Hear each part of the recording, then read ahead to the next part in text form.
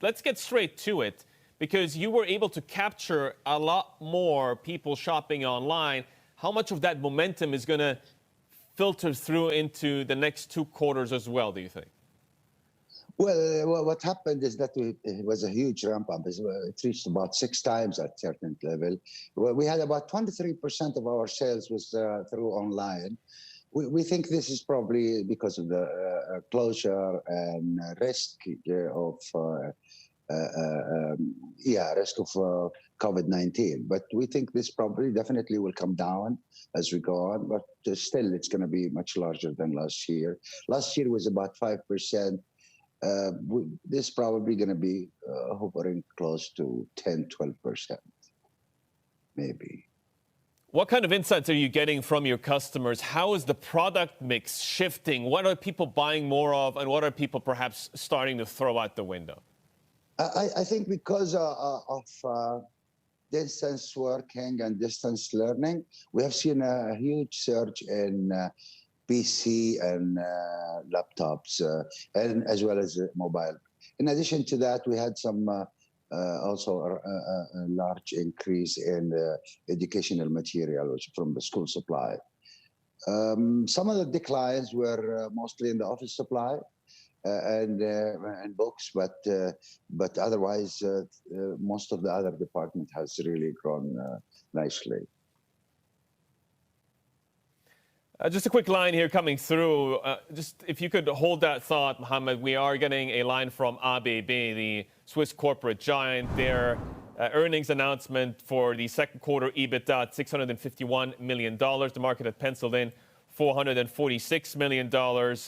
Going into this, Bloomberg Intelligence talked about a potential 15 to 20% sales decline based on pandemic-related disruption to industrial activity, which would be particularly blight given electrification and robotics units. We're going to get into more details in a minute. I want to return back to our guest, the chairman of Jarir Marketing, Mohammed Al Agil, and talk a bit more about the increase in value-added tax, which came as a bit of a shock, not just to the global investing base, but also to Saudi consumers, of course. Did that affect appetite for people to buy? What have you seen in the numbers?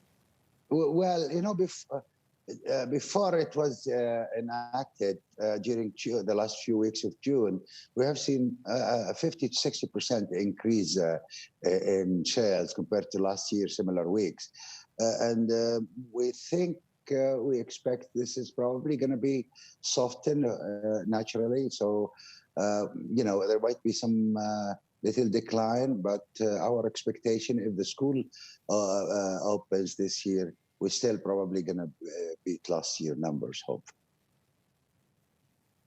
In terms of operational costs, are you looking to slim down a little bit? Are you looking to stay leaner to prepare for a potential second wave or any other headwinds the second half of the year going into 2021? Well, no, not really. We think we can. It's an opportunity. We look at it as an opportunity for us to take market share. So we are ramping up our e-commerce. We're also working around the clock to make sure that all our stores are fully stocked and operating. And we continue on the plan to open another 3 to 4 stores. So we probably open this year 5 stores. We had about 22 days of closure during COVID-19 most of the time, most of the stores, but some stores we had it much longer. Of course, the traffic has gone down, but the basket size has gone up. What about the ongoing cutback in government spending from the government? How is that likely to filter through, do you think, going forward? I mean, it is quite significant a step. It is quite significant. Fortunately, our government exposure in terms of our top line is less than 1%. So we think the impact, we worry about only the consumer wallet, actually. But there is an opportunity because there is less entertainment now because of the COVID-19 and people are not going much to the restaurant. So that gives us an opportunity to take a bigger part of their wallets and hopefully Of course, people are going back, but it's not going back as fast as normal. Still, people are cautious going to restaurants and cinema. So we think this is going to carry us and help us in the coming 2 quarters. We look at things differently because, you know, there are a lot of people who are shelving some plans and expansion and things like that.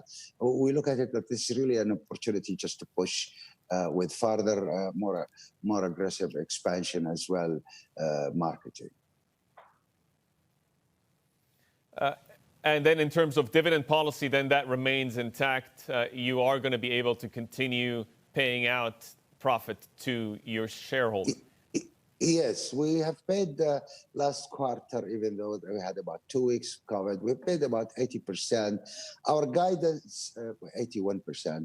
Our guidance is that we're going to be paying between 80 to 100. We think most probably will be on the higher side of dividend payout.